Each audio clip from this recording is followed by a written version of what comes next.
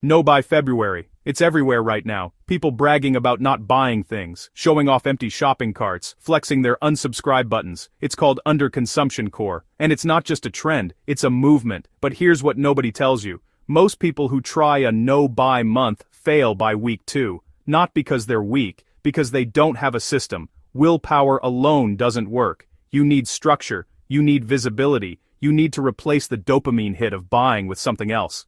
Here's how to actually make no-buy February stick. Step 1. Know your triggers. When do you impulse buy? Is it late at night when you're tired? Is it when you're stressed and your brain wants a reward? Is it when you're bored and scrolling feels like entertainment? Name your triggers. Write them down.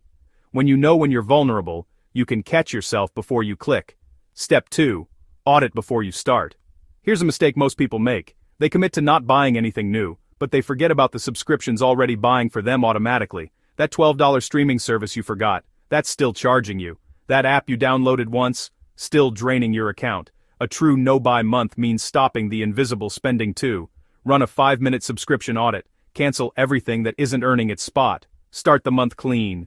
Step 3. Track what you're saving. This is the secret weapon. A no-buy month feels like deprivation unless you see the payoff. Every time you don't buy something, log it. That $50 jacket you walked away from, add it to a savings tracker.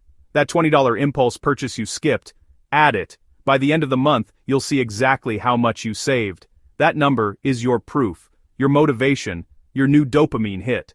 Step 4. Redirect the money.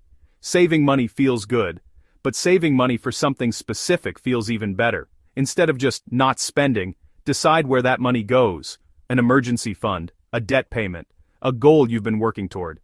When you see your savings goal getting closer every time you say no, the whole game changes. The Finance Reset Toolkit makes all of this simple. You can audit your subscriptions in minutes, track your savings in real time, see exactly how each decision moves you closer to your goals, and the dynamic scenario planner lets you simulate what happens if you keep this up.